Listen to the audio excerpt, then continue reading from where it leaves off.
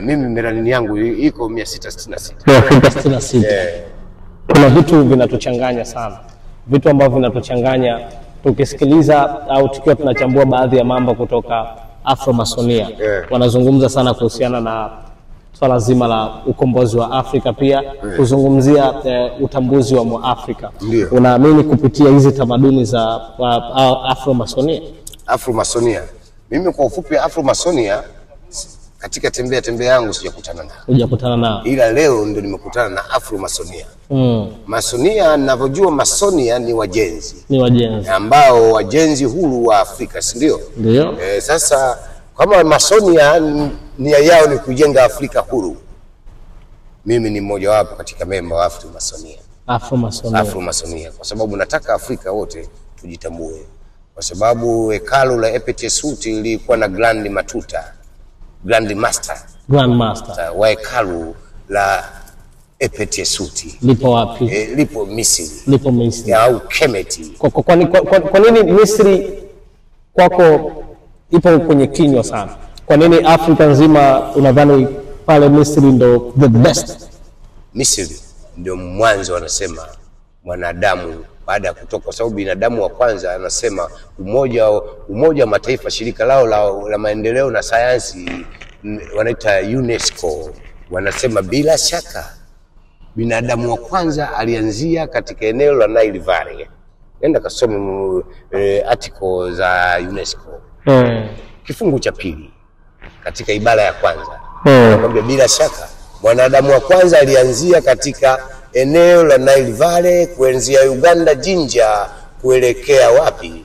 Kuelekea wanaita Misri. Wametengeneza bwawa wanaita nini? Wana bwawa moja linatoa maji ya Nile yanakwenda kuingia pale. Na alafu ulipokuwa maajabu ya Mungu na Afrika yake, maji ya Nile yanayotoka kwenda Misri yanapanda mlima. Yanapanda mlima. Ushawahi kuona maji yanapanda mlima?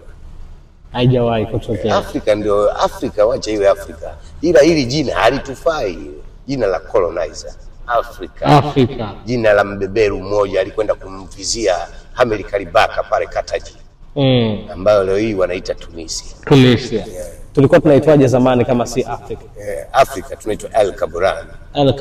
Land of mankind. Kulikuwa kuna Tanzania wala Uganda. Haipo yajulikana. Yote ilikuwa ni El Kaburan. Au Ethiopia. Sisi wote tulikuwa ni wa Ethiopia. Sisi wote tulikuwa wa Ethiopia. Bahari ya Hindi ilikuwa inaitwa Ethiopia Sea. Umeelewa baba? Kuna Black Sea. Auone kama ni maajabu. Ipo huko. Kwa sababu Siberia, nenda kaangalie Black Siberia. Europe is ours.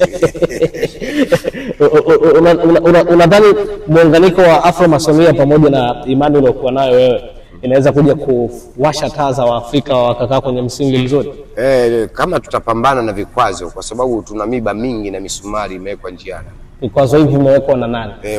Wakoloni wanataka tuendelee kuwa watumishi wao. Unadhani si bado watumwa? Utumwa mimi kwangu umeisha. Ila sisi wengine bado wanaukumbatia. Utumwa huu unatokana na nini? Na kila kitu kipo wazi sasa hivi. Ubishi wa kutokukubali mawazo ya ndugu zao, wanakubali mawazo ya wageni. Mbona tunaongozwa na sisi ndugu zetu wanatuongoza? Hapana, ndugu zako wanaokuongoza katika njia ya kufikia Afrika wengi wako underpaid. Unamfahamu Ibrahim Traore? Yes, son of Africa.